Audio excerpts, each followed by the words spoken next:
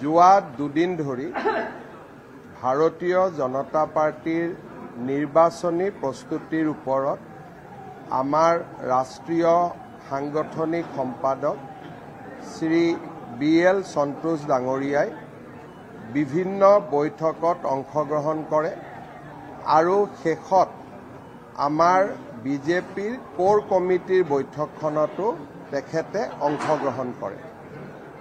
এই বৈঠকত নিৰ্বাচনী প্ৰস্তুতিৰ পৰা আৰম্ভ কৰি আমি কি ধৰণে জনসাধাৰণৰ মাজলৈ যাম সেই সম্পৰ্কে আলোচনা কৰাকে ধৰি আমি বিভিন্ন বিষয় সাম্প্ৰতিক আমাৰ সন্মুখত যিবিলাক চৰকাৰী আঁচনি আছে, সমস্যা আছে বা বিভিন্ন নিৰ্বাচনী আমাৰ কৰিবলগীয়া কাম আছে, এই গোটেইবিলাকৰ সম্পৰ্কত আমি পুংখানুপুংখভাৱে আলোচনা কৰোঁ আৰু এই আলোচনা যথেষ্ট ফলপ্ৰসূ আছিলে। মই ভাবোঁ যে এই আলোচনাত হোৱা সিদ্ধান্তসমূহ আমি ৰূপায়ণ কৰিবলৈ আগবাঢ়ি গ'লে আমাৰ অহা দিনবিলাকত আমি সাংগঠনিকভাৱে বহুত বেছি শক্তিশালী হ'ব পাৰিম। নিৰ্বাচনৰ মেনেজমেণ্ট কমিটি, মেনিফেষ্টো কমিটি আজি এইসমূহো সম্পূৰ্ণ কৰা হৈছে। অহা 2 দিনতে ৰাজ্যিক সভাপতি ডাঙৰীয়াই তাক ঘোষণা কৰিব। প্ৰায় 36টা নিৰ্বাচনৰ লগত জড়িত প্ৰায় 36টা উপ সমিতি আজি আমাৰ বৈঠকত চূড়ান্ত কৰা হয়। অলপ এলায়েন্সো আমি কেনেকৈ কৰিব লাগিব তাৰ বিষয়েও আমি আলোচনা কৰোঁ। মূলতঃ এক প্ৰকাৰ আমাৰ নিৰ্বাচনী প্ৰস্তুতি আজিৰে পৰা আৰম্ভ হ'ল আৰু অহা 2 দিনতে উপ সমিতিবিলাক গঠন কৰি দিয়াৰ পিছত মেনিফেষ্টো হওক, ভিজন ডকুমেণ্ট হওক, নিৰ্বাচন উপলক্ষে দলে কি সাংগঠনিক কাম কৰিব অহা 100টা দিনত, এই গোটেই কথাবিলাকে লাহে লাহে এটা চেপত যাব আৰম্ভ কৰিব। আমাৰ ভাৰতীয় জনতা পাৰ্টিৰ যিটো জনগাঁথনি বা আমাৰ যিটো পৰিৱেশ, সেই পৰিৱেশ অনুসৰি 103টা সমষ্টিত আমি প্ৰতিদ্বন্দ্বিতা কৰিব পাৰিম। তাৰ মিনিং এইটো নহয় যে বাকীকেইটাত আমি প্ৰতিদ্বন্দ্বিতা নকৰোঁ, কিন্তু বাকীকেইটাত প্ৰতিদ্বন্দ্বিতাটো টোকেন হ'ব। বিজেপি বা আমাৰ এলায়েন্সত যিসকল আছে, আমাৰ জনগাঁথনিৰ ভিত্তিত আমি 103টা সমষ্টিতে যাব পাৰোঁ। তাৰ মানে নহয় যে আমি 103টাতে জিকিম, কিন্তু আমাৰ কাভাৰেজ বা আমাৰ ফুটপ্ৰিণ্ট 103টা সমষ্টিত থাকিব। বাকী এতিয়া জনিয়া, বাঘবৰ, ধুবুৰী, আমি পকা বেতবাৰী, দলগাঁও উঠাত আমাৰ আপত্তি নাই, কিন্তু সেইকেইটা চিটত আমি জিকিম বুলি ডেফিনেটলি নুঠো। আৰু 103টাত উঠিম মানে 103টাতেতো আমি ডেফিনেটলি জিকিব নোৱাৰোঁ। সেইকাৰণে আমি আমাৰ লিমিটেশ্যন, সীমাবদ্ধতা, কিমান দূৰ আমি যাব পাৰোঁ তাৰ সম্যক ধাৰণা আমাৰ আছে। সেইকাৰণে আমি বহুত বেছি ডাঙৰ দাবীও নকৰোঁ। আমি জানো যে কিমান দূৰলৈকে আমি যাব পাৰিম আৰু সিমান দূৰলৈকে আমি যাম। অসমত বিজেপিয়ে প্ৰত্যেকবাৰেই যুৱ শক্তিক প্ৰাধান্য দিয়ে আৰু নতুন কেণ্ডিডেট আমি প্ৰত্যেকবাৰে আগবঢ়াওঁ।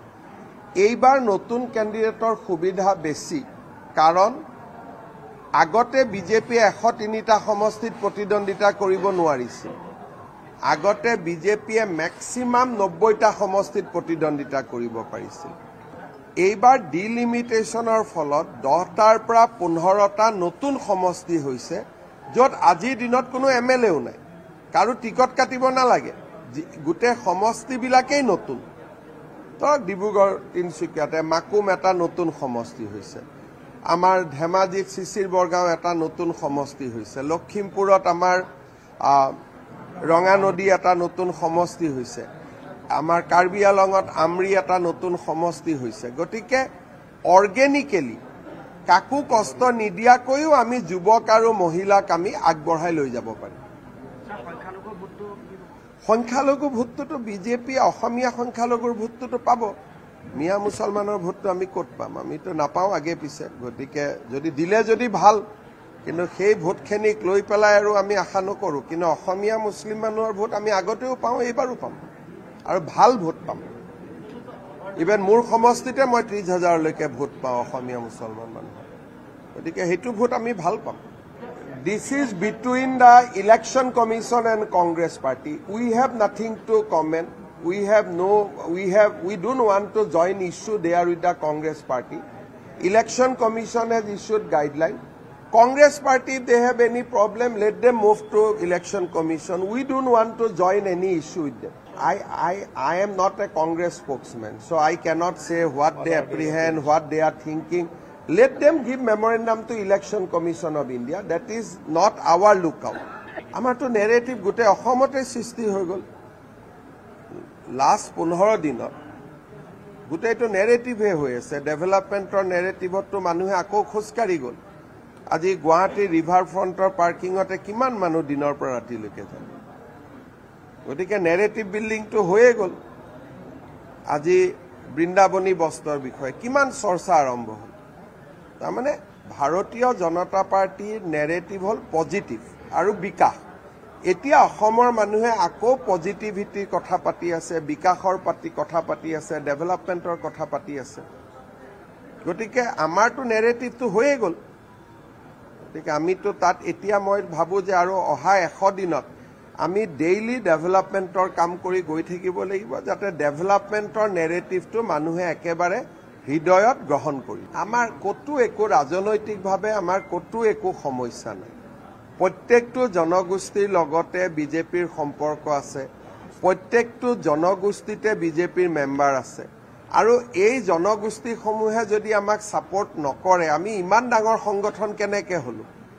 গতিকে জনগোষ্ঠীৰ পৰা আমি পৃথক নহয়। সেই জনগোষ্ঠীখিনিতো বিজেপিয়ে ভৰি আছে। আজি যে কোনোবা আন্দোলনতো গৈছে তাতো বিজেপিৰ মেম্বাৰ সকলো আন্দোলনত গৈছে। এইখিনিতো কোনো কংগ্ৰেছৰ আন্দোলন নহয়। ইয়াত যদি আপোনালোকে এজন মানুহক কথা পাতে দেখিব তাৰ 90% মানুহে বিজেপিক ভোট দিয়া মানুহ। কাৰণ এই দাবীবিলাক আমিও সমৰ্থন কৰোঁ। আমিতো এইবিলাক দাবীৰ বিৰোধিতা নকৰোঁ। বিজেপিয়ে সকলো জনগোষ্ঠীৰ দাবীকে সমৰ্থন কৰে আৰু বিজেপিয়ে মুকলিভাৱে আমাৰ দলৰ সদস্যসকলক কৈ থৈছে যে আপোনালোকে আন্দোলনত অংশগ্ৰহণ কৰিব। তাত আমি কোনো বেয়া নাপাওঁ। গতিকে এইকাৰণে জনগোষ্ঠীৰ আন্দোলনৰ পৰা বিজেপি পৃথক নহয়। বিজেপি তাৰ মাজতেই এজন। বিৰোধীয়ে কি জনজাতি কাক জনজাতিকৰণ কৰি থৈ গ'ল সেই লিষ্টখন সুধিলে হ'লতো। তৰুণ গগৈ অসমৰ 15 বছৰৰ মুখ্যমন্ত্ৰী। তেওঁৰ দিনত তেওঁ কাক জনজাতিকৰণ কৰিলে তালিকাখন দিলে হ'লতো। সাংবাদিকসকলক কথা পাতিলে কি হ'ব? সাংবাদিকেতো ভোট নিদিয়ে, ভোট দিব মানুহে। আৰু মানুহে জানে যে দীঘলীয়া 15 বছৰ কালত কাকো তেওঁ জনজাতিকৰণ কৰা নাই। আমিতো বহুত কৰি আছো, মেডিকেল এডমিশ্যন, সিট ৰিজাৰ্ভেশ্যন আমি যিমান কৰিছো কংগ্ৰেছে তাৰ তুলনাত। আপোনালোকে কংগ্ৰেছক সুধিব যে মৰাণ ৰাইজৰ কাৰণে আপোনালোকে কি কৰিছিল 15 বছৰ, মটক ৰাইজৰ কাৰণে আপোনালোকে কি কৰিছিল। আজি চাউলুং চুকাফাৰ নামত এখনো শিক্ষানুষ্ঠান নিৰ্মাণ নকৰিলে। আজি বিজেপিয়ে ইউনিভাৰ্চিটি এতিয়া তেখেতৰ নামত কৰিব গৈ আছে। গতিকে এটা কথা পুৰা স্পষ্ট যে বিজেপিৰ দিনত প্ৰত্যেকটো জনগোষ্ঠীয়ে ন্যায় পাইছে আৰু তেওঁলোকক আমি দিবলগীয়া আছে আৰু দি যাম। আমাৰ কোনো কৃপণালী নাই।